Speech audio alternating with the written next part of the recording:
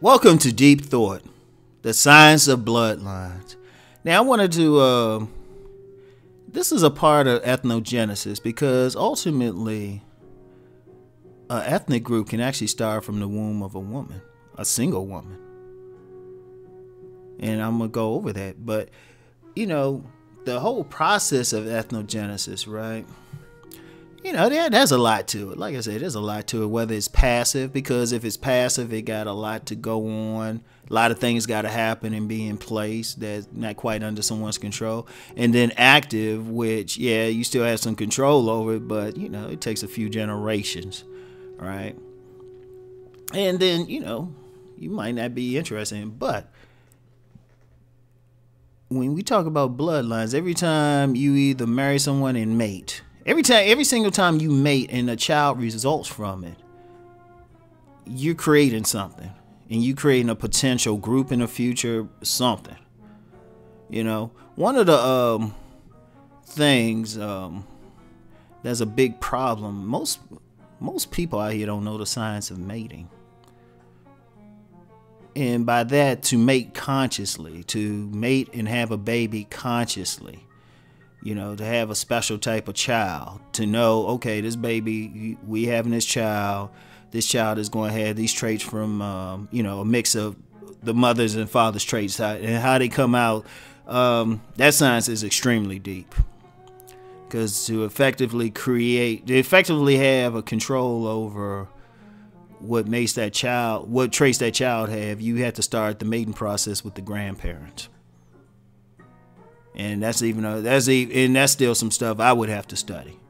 But the science of mating is very simple. You're not mating from the neck down, just off of lust. A lot of people mate off of lust. They have babies off of lust. A lot of babies out here, accidents and oops. A lot of oops babies out here and stuff. By someone, usually two people have, they had lust for each other, they had sex, condom tour, or sometimes they just don't even use a condom, don't even pull out. Some people just say, hey, I'm just going to bust right in there, right? The thing is, that's crazy because it's a random thing. Now, if you engage in the science of mating, you're going to mate from the neck up. When you choose that person to have a baby with, it's not going to be based on, how cute they are or how much they make you laugh. Definitely not on like they got a fat ass or something, or he got a 10-inch dick. And unfortunately, a lot of people making those decisions, or it's not based on, hey, I want somebody to love me, or I'm trying to keep that person. No, you're mating because you consciously creating a type of human being that could carry on something, because a lot of elite groups, they mate within a family. They mate in such a way that the children will carry on their legacy. So you get a billionaire, you notice billionaires don't mate randomly. Billionaire children don't mate randomly. They mate with other children. Because one of the other billionaire children, one of the reasons they do that, because if they mate within their class, even though it might not be an arranged marriage or something like that, you marrying someone with the mindset to keep those billions.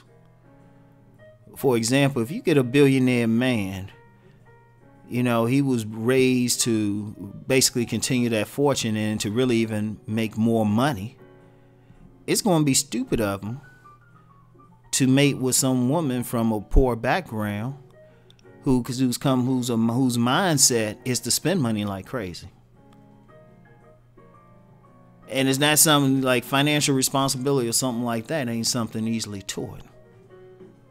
A lot of times when people do stuff, it's just inherent within them. There's something in their personality that's going to make them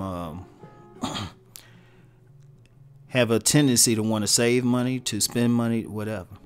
One of the things that elite groups do, very powerful people do, they minimize negative traits as much as possible. Now, people may call it selective breeding, eugenics, or whatever.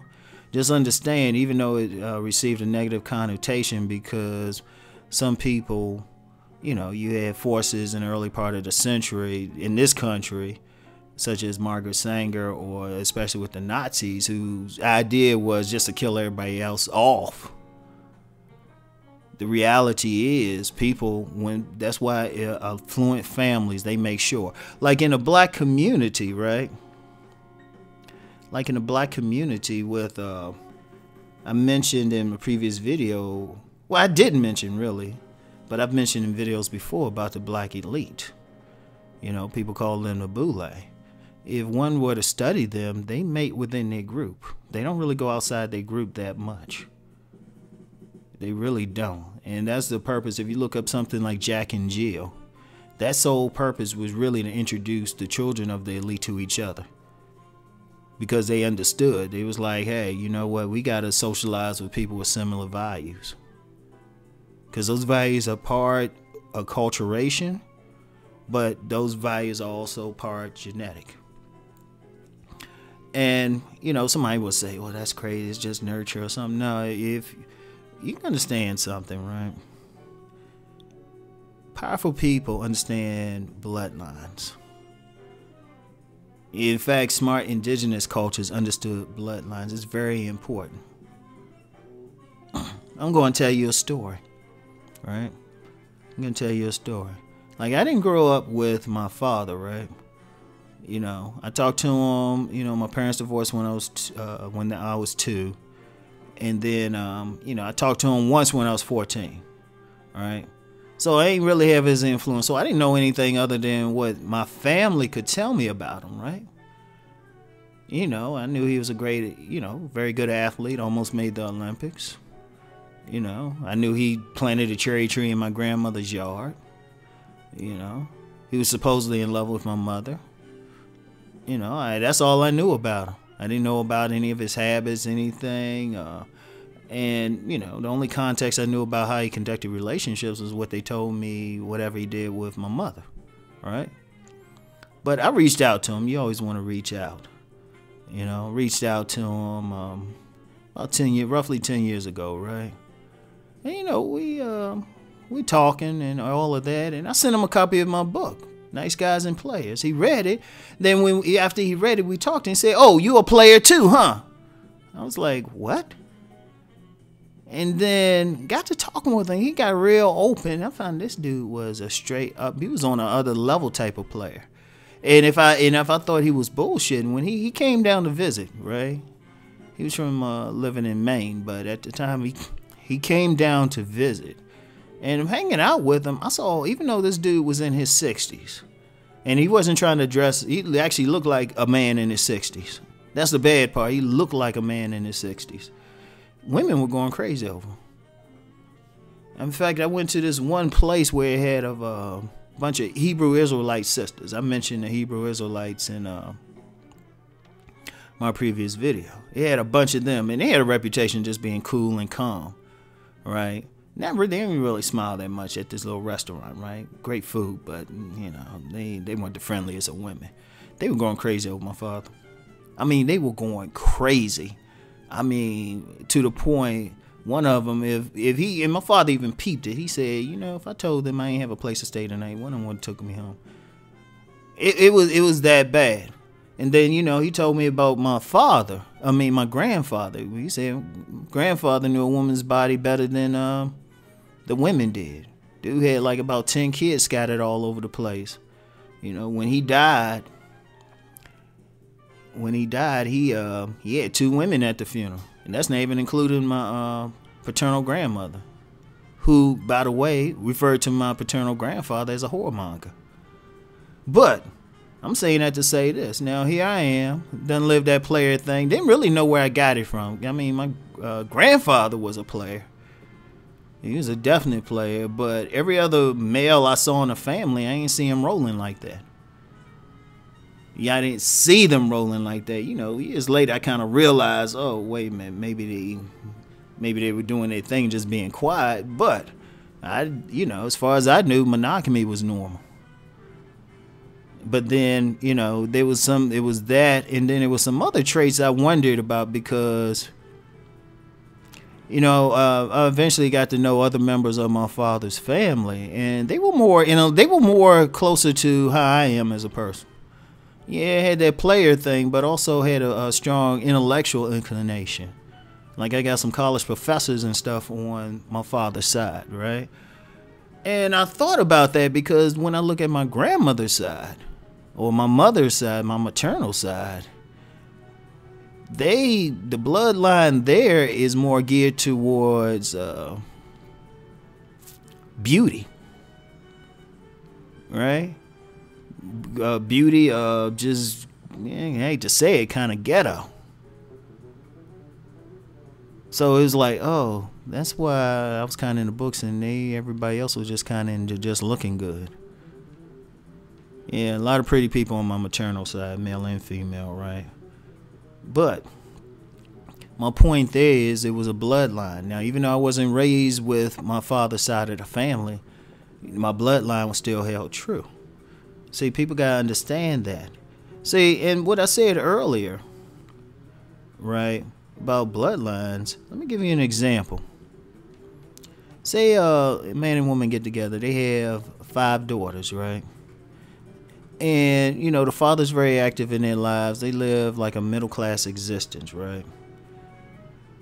Because the father's outstanding, he's outstanding, very good man, very involved with all of his daughters. The daughters, you know, they still little girls. They still girls out here, you know. They still gonna go out there and get that dude. They still gonna have sex, most of them. Maybe, but the thing is, because their father set an example, they subconsciously look for a man like their father. So he was an educated man making money and stuff, so they subconsciously look for that type of guy and get imprinted by those type of boys. And then eventually marry boys who, or men who resemble those imprints. So all of a sudden you got 5 girls, five couples, and they have children. And the cycle goes over and over again. All of a sudden in a few generations you have maybe a couple hundred descendants who have these same traits. And as that expands, that can expand into a clan and ultimately into an ethnic group. Right? So you have a bunch of outstanding people, but because of the bloodline. But say something happens, right? Say you get one of those little girls and they don't, you know, for whatever reason, they decide, hey, I'm going to go against this. Yeah, daddy was great and everything, but, you know, I'm a succumb to peer pressure and get with this shady dude over here because all the girls like him and he cute and he got nothing in common with the father or anything. All of a sudden, instead of having, you know, and, you know, they don't even get married, but she has a baby by him. Maybe even a couple babies by him. You know, every family, you get that one kid, right? All of a sudden, the family, her bloodline starts diverging in a different direction because it wasn't an outstanding dude. All of a sudden, you start getting some negative traits being passed down the line. And it's like, boom. So, I mean, that's powerful. The bloodlines is, see, I'm going to tell you what.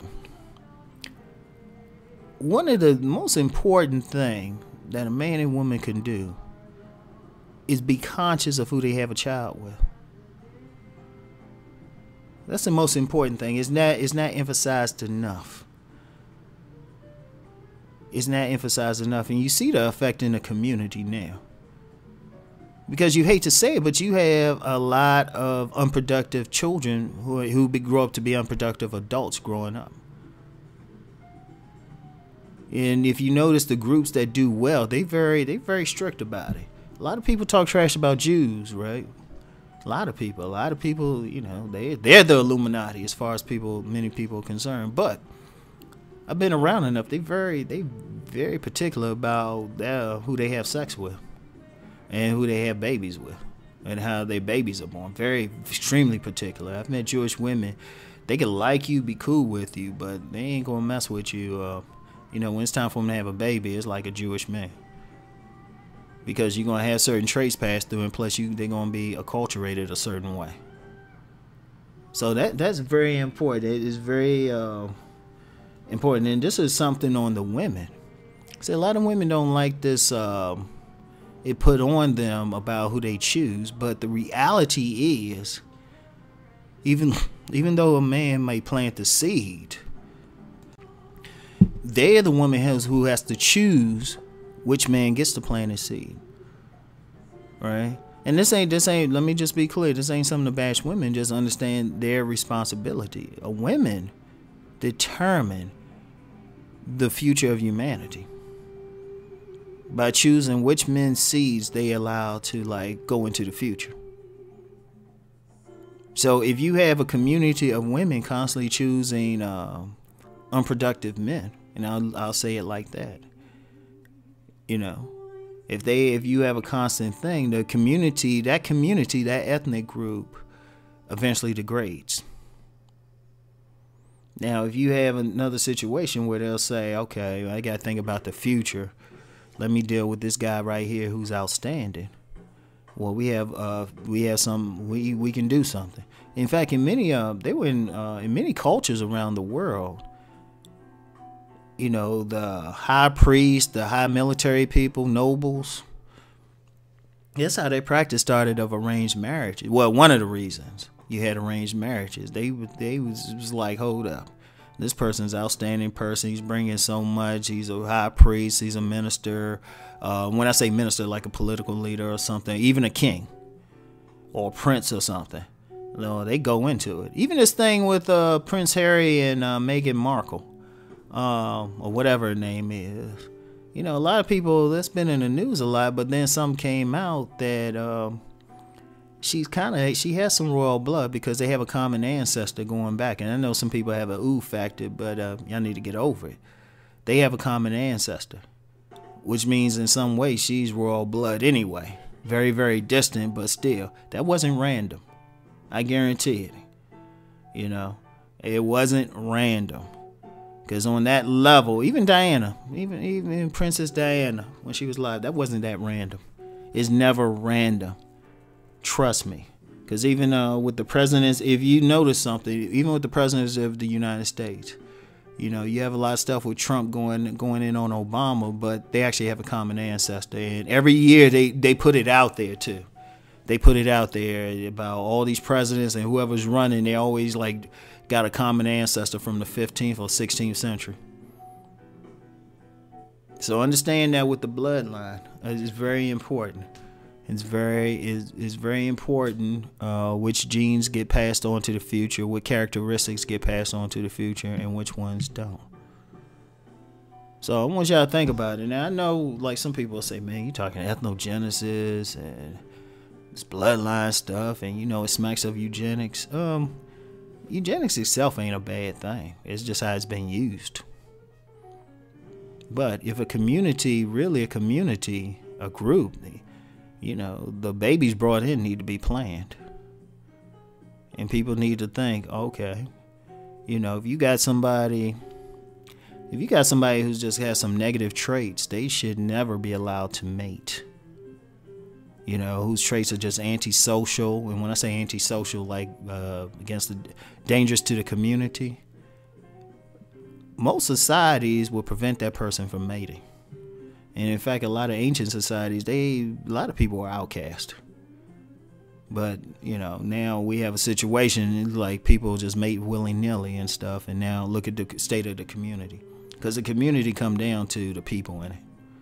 So anyway, I know that's going to like hit some people, make them feel some type of way. But you know what? It's deep thought. I'm here to put out some stuff to make y'all think. Anyway, it's been good with y'all. I'll holler at y'all. Peace.